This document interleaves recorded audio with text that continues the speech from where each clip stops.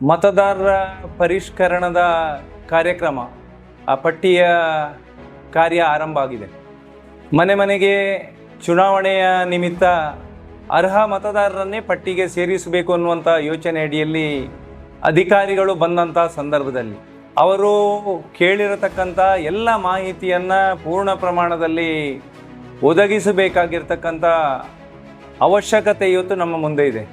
ಇವತ್ತು ಮತದಾನದ ಪಟ್ಟಿಯಲ್ಲಿ ಸೇರದೇ ಇರತಕ್ಕಂತಹ ಮತದಾರರನ್ನು ಆ ಪಟ್ಟಿಗೆ ಸೇರಿಸತಕ್ಕಂಥ ವ್ಯವಸ್ಥೆ ಮತ್ತು ಆ ಮತದಾನದಲ್ಲಿ ಇಲ್ಲದವರ ಹೆಸರನ್ನು ಪಟ್ಟಿಯಿಂದ ತೆಗೆಯತಕ್ಕಂಥ ವ್ಯವಸ್ಥೆಗೆ ನಾವೆಲ್ಲರೂ ಪೂರ್ಣ ಪ್ರಮಾಣದ ಸಹಕಾರವನ್ನು ಕೊಡಬೇಕು.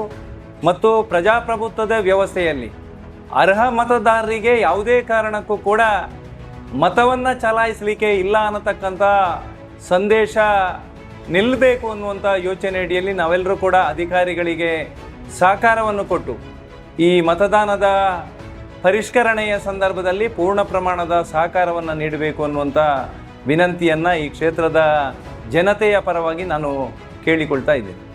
ಮತದಾರರ ಪಟ್ಟಿಯ ಪರಿಷ್ಕರಣೆಯ ಸಂದರ್ಭದಲ್ಲಿ ಅಧಿಕಾರಿಗಳು ಕೇಳಿರುವಂತಹ ಮಾಹಿತಿಗಳ ಬಗ್ಗೆ ಗೊಂದಲಗಳು ಇದ್ದಿರುವಂತಹ ಸಂದರ್ಭದಲ್ಲಿ ನೇರವಾಗಿ ನಮ್ಮ ಕಚೇರಿಯನ್ನು ಸಂಪರ್ಕಿಸ್ಬೋದು, ಇಲ್ಲದಿದ್ದಲ್ಲಿ ವೈಯಕ್ತಿಕವಾಗಿ ನನ್ನನ್ನು ಕೂಡ ಸಂಪರ್ಕಿಸ್ಬೋದು ಅನ್ನುವಂಥ ವಿಚಾರವನ್ನು ಕೂಡ ಈ ಸಂದರ್ಭದಲ್ಲಿ ಉಲ್ಲೇಖ ಮಾಡೋದಕ್ಕೆ ಇಷ್ಟಪಡ್ತೇನೆ.